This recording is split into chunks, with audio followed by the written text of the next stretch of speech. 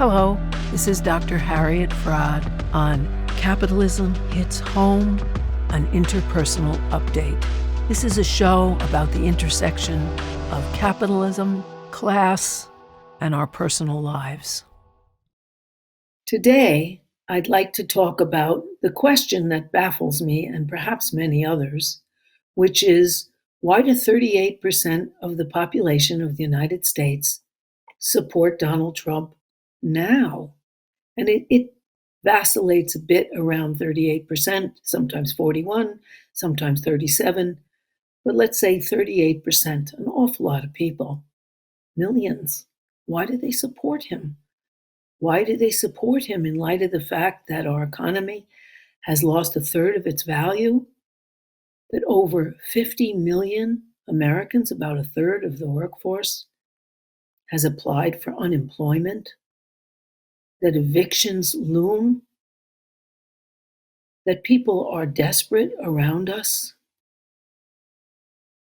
There are more as an expression of extreme desperation. In May, there were 59 mass shootings.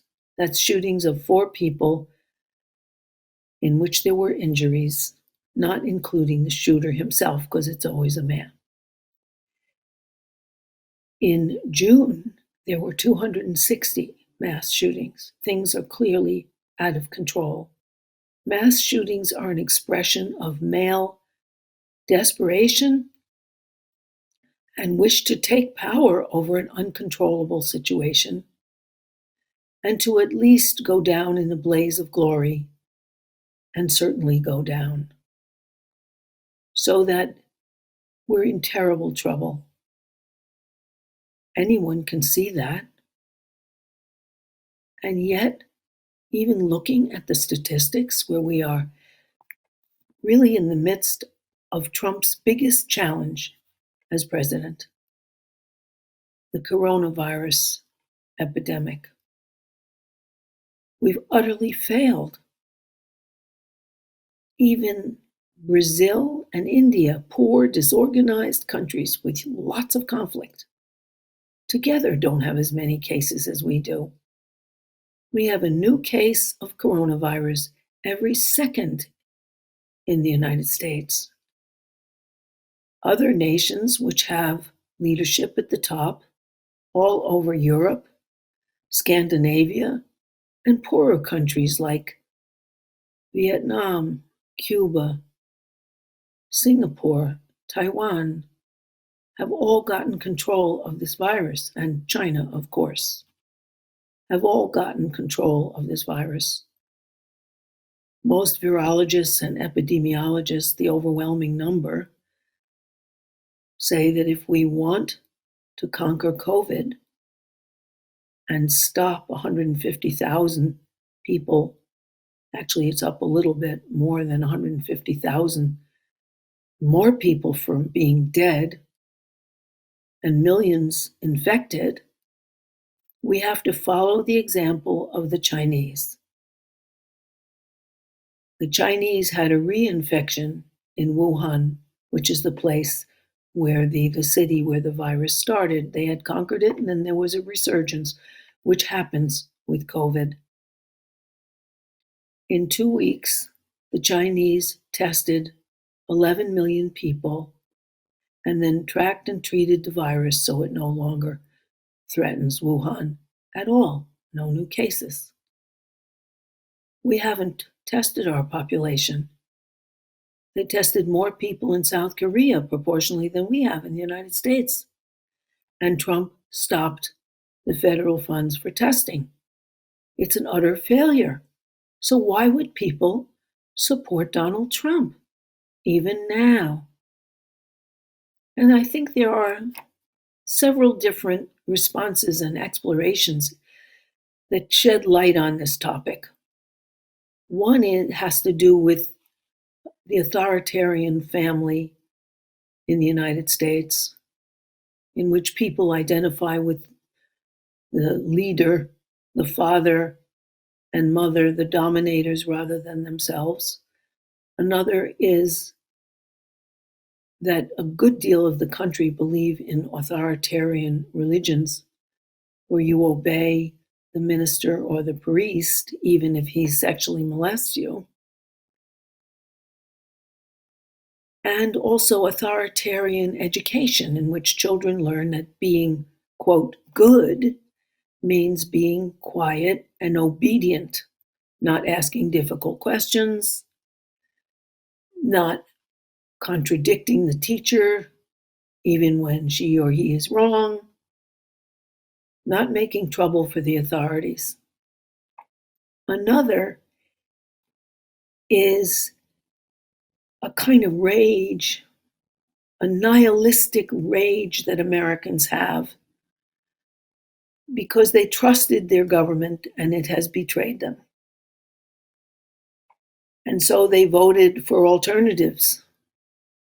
They voted for Obama because he was, although his liberal politics, his neoliberal politics were similar, he was brown. Maybe he would be different. He advocated hope and change.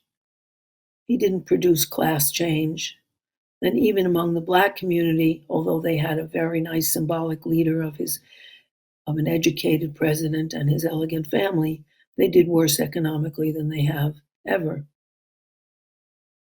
since after World War II, where they did do better. And so they're angry. A good deal of the population is enraged in a nihilistic rage where they're glad to break protocol, to disrespect government. Another is the idea that the corporate capitalist sector has very successfully transferred people's rage and blame from themselves, who pay for and operate our government, since we have the best government money can buy in our money elections. They've transferred that onto the government itself, which has less and less power to regulate as the corporations take over and occupy much of the government. And so that they have a nihilistic rage against the government, which they feel has betrayed them. I want to first look at family. After all, I am a psychological explorer, although I do look at the intersectionality of people's personal lives and what's going on with the economy, with politics, and with the culture. Because obviously, if you get evicted, it's not just in your head, it's other problems. Or if you're racially picked on, or if your gender makes you vulnerable, or if your refugee status makes you vulnerable, your problems are not all in your mind. So I'm looking at this intersection, which I do in my practice and I do in this show. So the first thing I'd like to look at as a reason to try to explain why people so passionately still support a leader who has betrayed them on every level in terms of reality, not in terms of his pronouncements, but in terms of the reality of their lives. I want to look at the irrational authoritarian family. In the authoritarian family, and every other family in the United States where families get so very little support, the family is everything.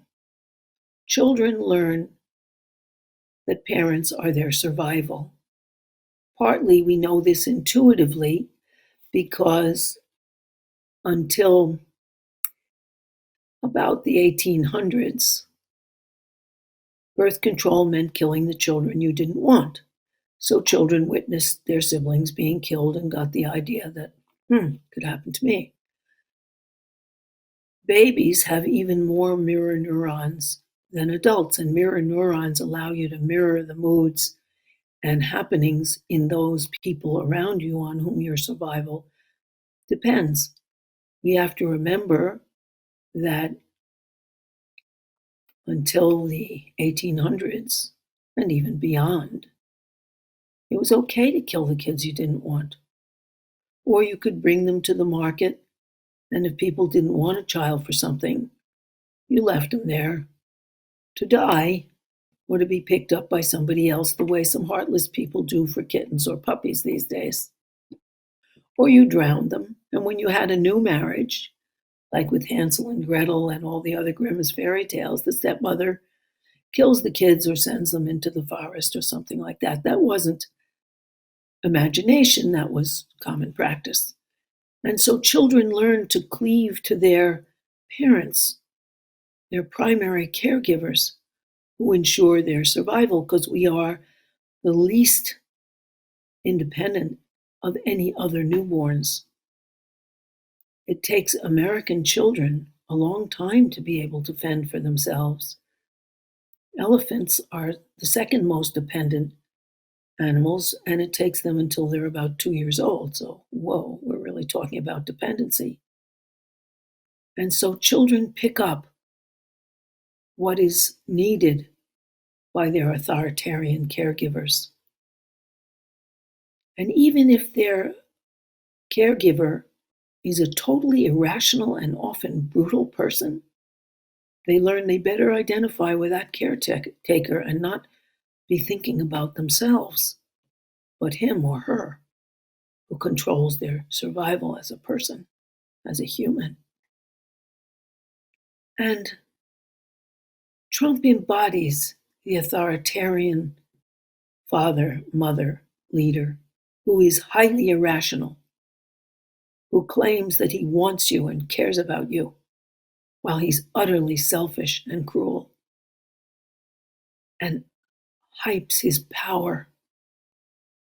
That's why he had that photo op with the military where he gassed and ousted legitimate protesters so he could have a photo op.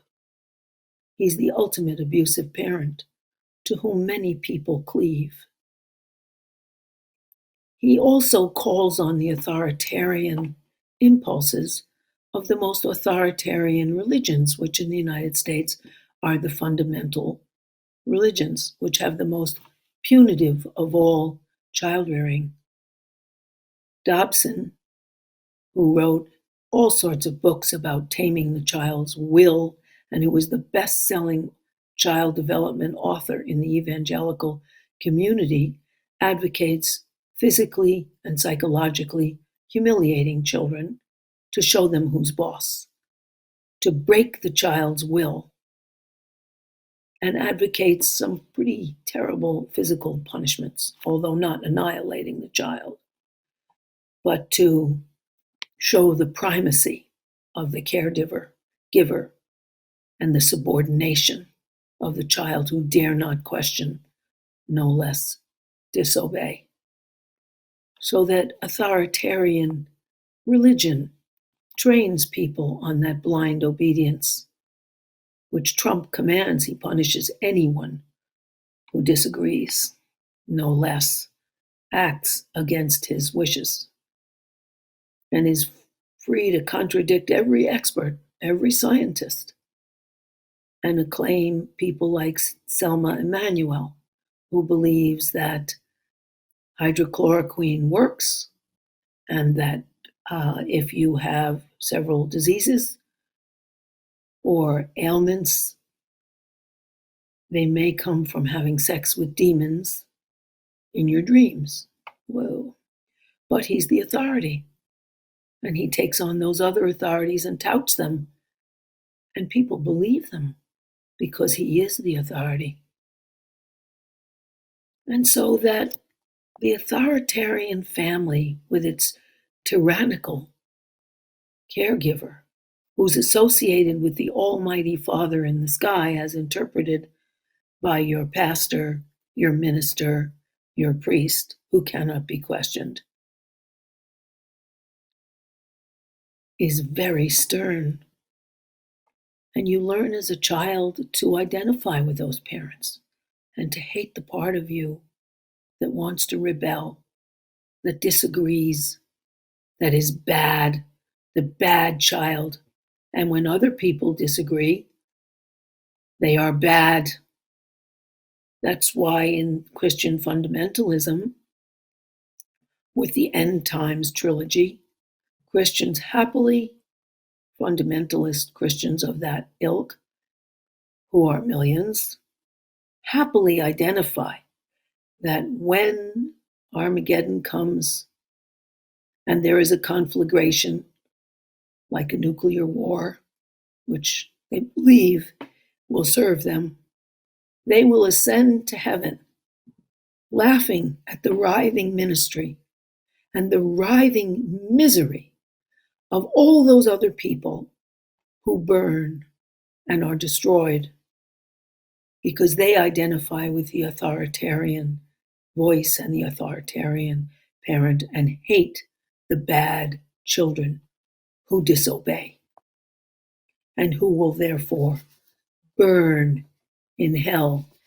and the good Christians will have no remorse when that happens. Another factor of Trump's support, I think, is a kind of nihilistic rage against a lot of things. And this is, Trump's supporters are, by most studies, people who make about $72,000 a year, less than the $78,000 median wage in the United States, and who feel like their American dream has been robbed. What they have left, if they're white, is their transcendent whiteness. At least they're not black. At least they don't live in the black projects. If they're men, at least they're not women. And the Orthodox Jewish community, whose daily prayer includes for the men, thanking God that they are not born a woman, and for women, thanking God that they were born in his opprobrium, which means his disapproval.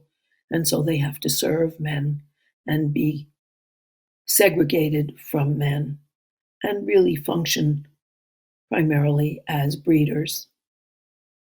The way in the Baptist Convention on Gender, women are to be subordinate to men. Men are to be protective, but women are to be subordinate, which means you can't be the boss of men anywhere, not only at home, but at work or anywhere else.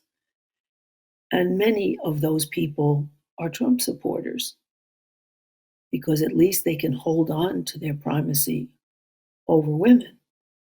And if they're women, they can hold on to the idea that if they're with a man, he will protect them because he's stronger and smarter and better than them.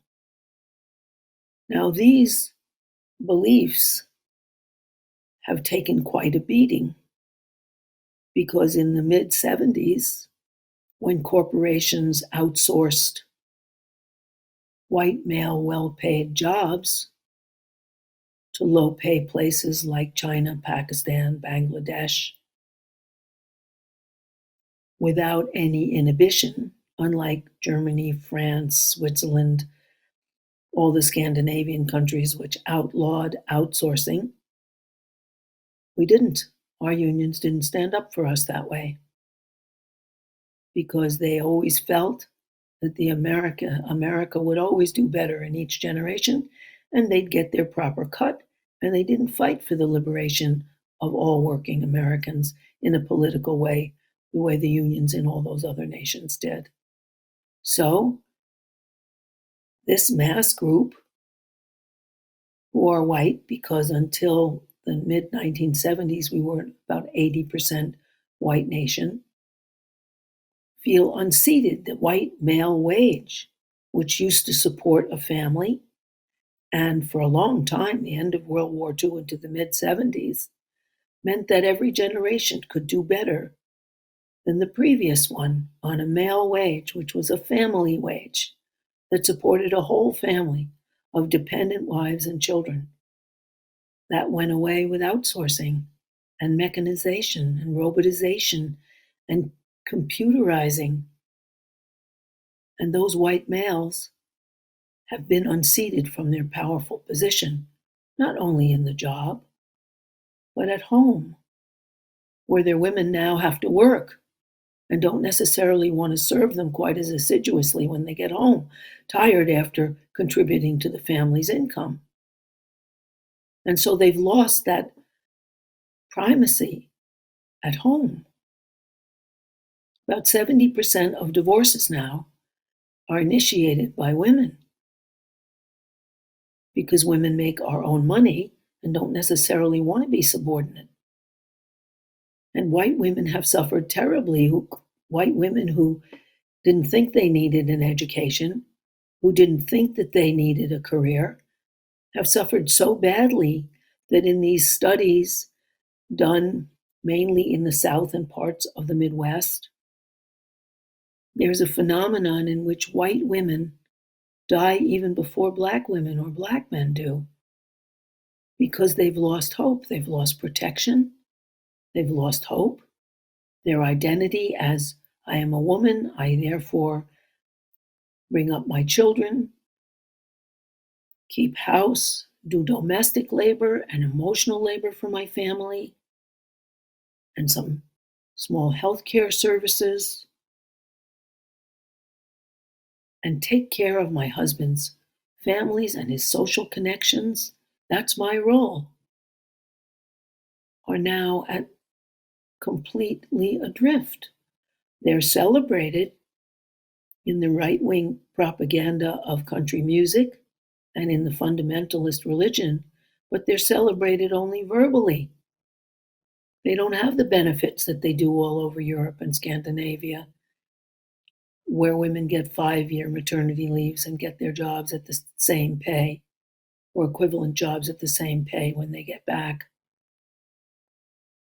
They don't have public quality education for their children starting at 2 years old. They don't have after school programs which are free in all those countries, or summer programs which are free or can't be more than 15% of your income.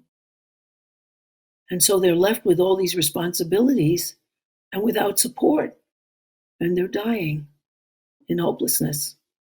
Generally, in the United States, the life expectancy rates are actually declining rather than rising the way they used to as people's hopes decline. And a lot of Trump supporters are wanting to make America great again and whiteness great again. Because in the mid 70s, at the same time as outsourcing and computerizing and robotizing and mechanizing were happening, both African Americans and also women fought for better wages and recognition. Women, because we were forced into the workforce as well as wanted to go, and were encouraged by the CIA sponsorship of a women's movement that really pushed us back to work as the best thing without the benefits that would have made that comfortable or possible. Not that I'm against working outside the home, I totally am for it as an equal with an equal salary and support for domestic services. And Black people who were tired of being terribly financially oppressed demonstrated. And the civil rights movement, thanks to CIA and FBI intrusion, became a Black power movement, a color-oriented movement, rather than the class-oriented movement that they started to develop with Malcolm X and Martin Luther King, who were both killed just after they started pushing class unity. So we have a whole group of white people who are dispossessed, who lost their American dream, women of being protected in a home provided by a white male wage, and men getting a white male wage which entitled them to a servant at home and support for their children and a better future for their children. That's gone. The corporations took it away, but then encouraged blaming, as Trump does, on uppity women and Black people and foreigners and refugees taking our jobs. And so some Trump supporters are saying, wait a minute, we support Donald Trump because he will bring our jobs back. He'll make America great again. He'll return us to the post-World War II primacy we had when all the other economies were destroyed but ours, and where white male wages allowed white families to have a middle-class standard of living. They suck up and kick down. They want to identify with the corporations. Well, they want to pick on the people beneath them in the social hierarchy: women, refugees, people of color. In that, they're just like Donald Trump. And so they identify with him. And these are developments that Trump followers really don't want to understand in their suck up, kick down, obey authority. They want to blame interlopers, women, refugees, Black people, anyone less powerful than they. And they want to blame them and punish them the way Trump does. He's very punitive. They also want to hate the government and destroy it because the corporations really had a neat trick. They shifted the blame for their outsourcing and their terrible policies that hurt working people onto the government. After all, they are more and more the government as corporate leaders rule our government.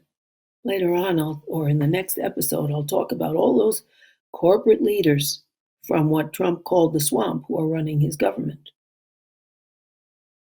And so they wanted to blame government and not corporations, encouraged by Democrat and Republican alike. I remember seeing a demonstration in which a woman had a sign that said, "Keep Medicare, keep the government out of my Medicare," forgetting, wait a minute, honey, who brought you Medicare? It was a very neat trick that the right wing has worked on since World War II. People forget that FDR, the most popular president in US history of many terms, reelected, he had big government.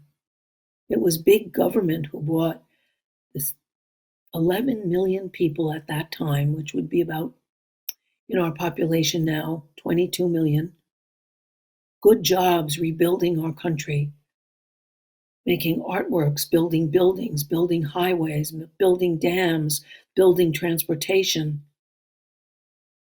and safe housing. They forget that was the government they were supporting. Big government. Big government that had a lot of socialist and some communist influences too. And after World War II, when Uncle Joe Stalin was our staunchest ally in the war to win the war, and whatever their terrible things they did, we have to remember that they suffered the most. 30 million lives were lost during World War II as the Soviets fought hand-to-hand combat with the German troops in the streets and were absolutely heroic in their sacrifice. They wanted to forget all that and forget that America was allied with the communists and wipe out the communists in the United States because, let's face it, what brought in FDR was an alliance between the CIO, big labor, millions of people organizing with many organizers from the Communist Party and the two socialist parties, saying we want not only 10 cents more an hour, we want a say in the way we live. We are important and our labor is very important. You want to forget all that. And the corporations have worked on that quite consciously to get them to hate government and not corporate leadership, which exported their jobs and has, at this moment, had about a third of the workforce apply for unemployment at some time or another so that they can blame the government, as Trump's followers do. and they're very angry. They have lost, they have a huge nihilistic rage. They lost the class war that was fought against them, and they didn't even know it, that exported their jobs and brought the billions home to buy their politicians, to buy their media, to control what they see and how they live their lives, and to immiserate Americans as the unions lost the spark that was brought to them by the left. And we've gone from a nation of 35% unionized, influencing the others, to about 7%. Unions have been devalued and also defanged by and large. With all this unemployment, the AFL-CIO has not called a general strike. The only prominent union leader that suggested that was Sarah Nelson of the Flight Attendants Union, who wanted a general strike when Trump wanted the flight attendants and other airline people to work for nothing. And as this COVID has decimated employment in the United States and decimated our income. And they are very, very angry. They identify with a Trump that says, I will destroy our government. I will put in charge of each sector of our government someone who will destroy it. I'll talk about this more later, but in education, in which I'm very interested, Betty DeVos is a multi-billionaire who says that her ideal of education is not the public education she's supposed to champion as the Minister of Education, the cabinet member in charge of education. She champions private Christian education, the opposite of the public schooling she's supposed to defend. The person who's in charge of our environmental policies has worked for the coal and steel industries and will destroy the environmental regulations, and so on. They get a kick out of that he has utter disregard for tradition, for law, for protocol, and for the institutions and practices of our government. Partly they're angry for good reason. Their government has betrayed them. Both Republicans and Democrats have served the corporate elites who give the money to put them in. The new Justice Democrats are a new development. People like Alexandra Ocasio-Cortez, who did not take corporations' money, but got money from the people in her district and was just reelected by 72%, even though Goldman Sachs alone gave $400,000 to her opponent.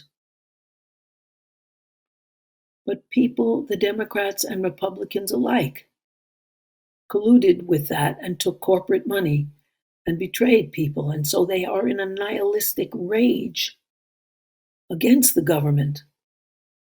But in their suck-up, kick-down way, they won't look at who's responsible, who has the most money, and where did they get it. The men who have been dispossessed identify also with the outrageous sexism of our president. Not only will I grab all the wealth I want without any regard for what is fair, just, or the law. It's why he's fighting against releasing his tax returns. He's had 6 bankruptcies, and he has endless fraud allegations for stealing. And they admire that he grabs, that he doesn't obey, that he defies everything, that he grabs pussy and he glorifies in it because he has the power. And he doesn't care about that half of the population, how they might suffer. They love that. They are in a nihilistic rage against their own privation And they have been deprived. They really have been deprived. They lost their dictatorial powers over women, lost many of their dictatorial powers over people of color, and they are cowards who would rather suck up and kick down than stand up to the powerful. They want to blame whoever is weaker. They want to identify with Trump's self-aggrandizement. I'm the greatest, I'm the smartest, as he brags that he passed his dementia test, which is amazing, but his lying, his self-aggrandizing lying, they identify with it. They operate just like Deutsche Bank and the other banks did. They want to look good for their support, even though they're getting cheated. They kept giving him money, even though he was wasting their money, because they didn't want it to be seen as the kind of thrown away investments that they made. Only Deutsche Bank remained at the end, and there's some indications that he was reimbursed by Russian Orthodox, not Russian Orthodox, the Russian government, who subsidize the Orthodox Church and who also subsidize rich oligarchs who rule Russia. They want to be able to get out there and cheat and lie and get away with it. Those men want to be able to grab pussy whenever they feel like it, disregarding women's rights. Bravado and self-aggrandizement are characteristics they admire, those cowards. They admire it undercover. They, like Trump, hate their powerlessness. And they want to cover over it with self-aggrandizing identification with the leader. They hate anybody who's less powerful, like they hated themselves as children for disobeying. They want to punish all of them. Punish the Muslims, punish the immigrants, punish the refugees, punish people of color, punish women. And all of those things are cultivated by the Republican Party, or they have been. These people who are supporting Trump, this 38%, don't want to know that they lost the class war. They are immiserated. They lost the class war, the race war, and the gender war. And they don't want to admit it. They're very, very angry. They won't admit that they made dangerous mistakes. They won't admit that they're ignorant and ill-informed and try to inform themselves. They won't admit that they're in a declining empire. America hasn't won a war, hands down won, since World War II. In Korea, they were divided between North and South Korea. Same in Vietnam.